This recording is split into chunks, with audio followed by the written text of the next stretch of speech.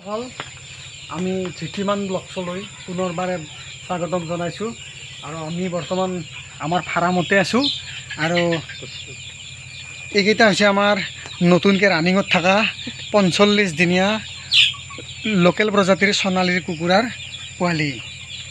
চ' আমাৰ ইতিমধ্যে বহাগৰ 2 তাৰিখে আমি যিটো প্ৰথম বেটছ সোমাইছিলোঁ 100 মুৰ্গীৰ চানা, তো সেইটো ইতিমধ্যে কিছু পৰিমাণে বেচা গ'ল, ভালেখিনি বেচা গৈছে আৰু প্ৰায় 20-25টামান বিক্ৰী কৰিবলৈ এতিয়াও বাকী আছে আৰু আমি প্ৰায় 80-90টা মুৰ্গী বিক্ৰী কৰিছোঁ।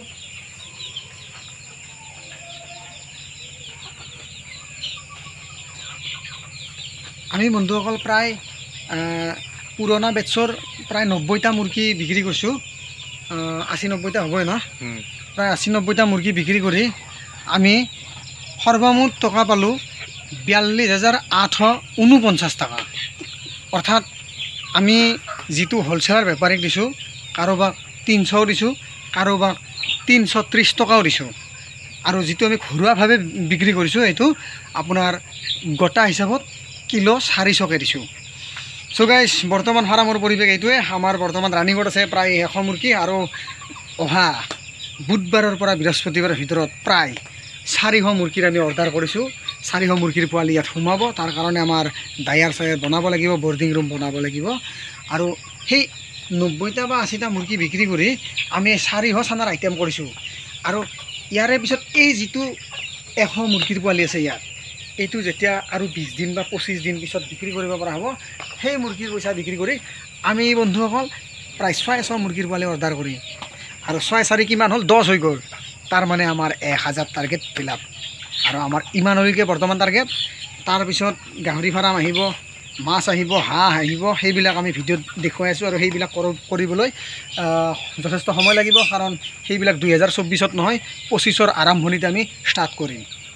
গতিকে আপোনালোকে আৰু 20 দিন পিছত আমাৰ পৰা এইবোৰ মুৰ্গী ক্ৰয় কৰিব পাৰিব আৰু বৰ্তমান আমাৰ পুৰণা মুৰ্গীখিনিৰ কিছু অংশ এতিয়াও বিক্ৰী যাবলৈ বাকী আছে। এইকেইটা মুৰ্গী বৰ্তমান বাকী আছে।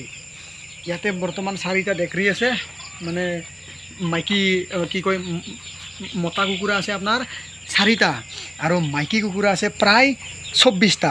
গতিকে কণী পাৰিবৰ কাৰণে আমি 3টা মাইকী কুকুৰা আৰু মতা কুকুৰা 2টা আমি ৰাখি দিম বুলি ভাবিছোঁ। তাৰমানে 5টা কুকুৰাই ৰাখিম আৰু 20টা কুকুৰা বিক্ৰী কৰি দিম। এই 20টা কুকুৰা বিক্ৰী কৰিলে আমি প্ৰায় 5,500ৰ পৰা 5,500 টকা পাম। গতিকে সেইকেইটা পইচা এই 400 চানাত আমি প্লাছ কৰি দিম। তাৰ লগত থাকিব 2-3 বেগ দানা, গাড়ী ভাড়া, বহুত কথা বাৰ্তা দোস্ত।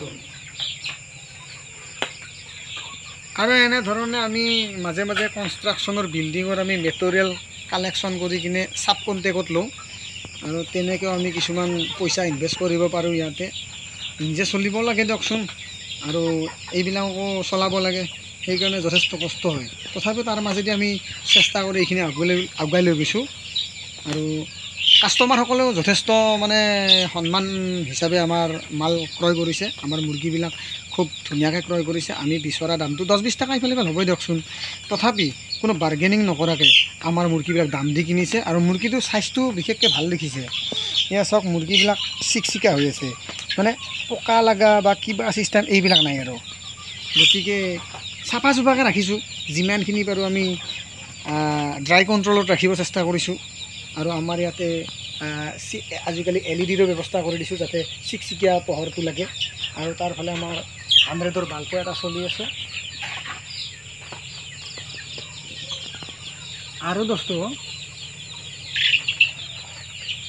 দোস্ত আমি যিদিনাখন মুৰ্গীৰ পোৱালি আনিম আৰু সেইদিনাখন আমি 200 পাৱাৰৰ বাল্ব ব্যৱহাৰ কৰিব লাগিব, কাৰণ হিট লাগিব না। গতিকে বৰ্ডিঙত বা ডায়াৰত আমি 200 পাৱাৰৰ বাল্ব লগাম। ইয়াতে বৰ্তমান আমি দানা দি থৈছোঁ 2টা সাজত আৰু 3টা সাজত পানী আছে। গতিকে বৰ্তমান এইখিনিতে হ'ব আৰু পিছলৈ আমি বঢ়াব লাগিব। এই যিটো আপোনাৰ ড্ৰিংকাৰ আছে পানী খোৱা, সেইটো আনিব লাগিব 2টা আৰু দানা খোৱা 1টা আনিব লাগিব। দানা খোৱা এটা আনিলে হ'ব না, গতিকে দানা খোৱা 1টা আনিব লাগিব। 2টাও লাগিব পাৰে, গেৰাণ্টি নাই, কাৰণ মুৰ্গী 400 হৈ যাব না, আইটেম বাঢ়ি গ'ল আৰু এই 100 থাকিবই কিছুদিন। গতিকে দেখা যাব কি হয়। আজিলৈ ভিডিঅ'টো ইমানেই আছিল আৰু পিছত আমি যেতিয়া 400 মুৰ্গী আনিবলৈ যাম তেতিয়া আমি ভিডিঅ'টো কৰিম আৰু আপোনালোকক দেখুৱাম সেই আগৰ দৰে আৰু কেনেকৈ ৰাখোঁ। এইবাৰ আইটেমটো বেছি হৈ গ'ল, গতিকে জেগাবিলাক কেনেকুৱা বনাওঁ কেনেকৈ ৰাখোঁ চবটো আপোনালোকক লাইভ টেলিকাষ্ট দেখাবলৈ চেষ্টা কৰিম আজিলৈ